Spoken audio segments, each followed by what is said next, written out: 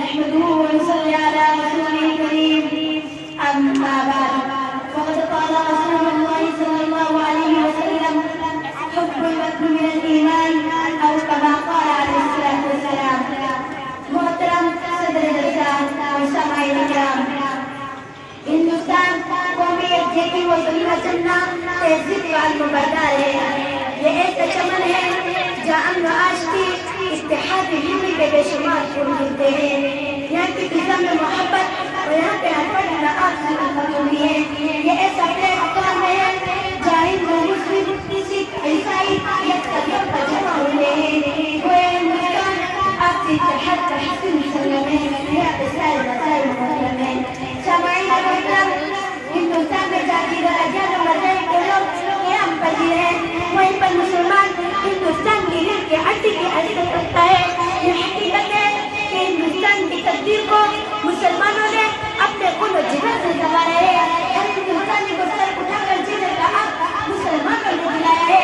اس چمن مسلمانوں نے بنایا ہے. ہر وقت مسلمان اپنے وطن عزیز کی محبت میں ڈوب کر سب سے پہلے سینہ چپر ہو کر ہندوستان میں قبضہ کرنے والوں کے ناپاک نظر کا خلاف کما کیا اور انگریزوں کو اس ملک سے باہر بھگایا.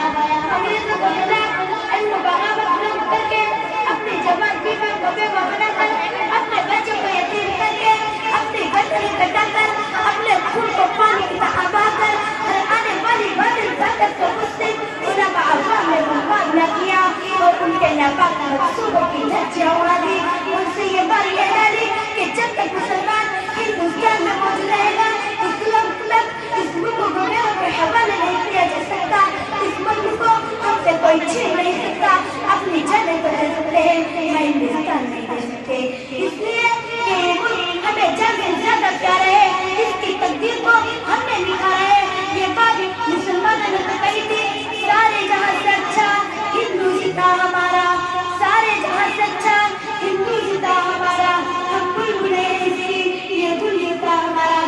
گرامی قدر حاضرین، پر آج بڑے افسوس کے ساتھ یہ بات کہنی پڑتی ہے کہ جس وطن کے خاطر مسلمانوں نے اپنی جانیں گنوا دی، بیویوں کو بیوہ، بچوں کو یتیم کیا، جس کے حفاظت کی خاطر اپنے خون کو پانی کی طرح بہایا، جس کی حفاظت کو اپنے حفاظت سمجھ کر انگریزوں سے مقابلہ کیا، آج اسی ہندوستان میں انہیں مسلمانوں کا جینا دھوبل کیا جا رہا ہے.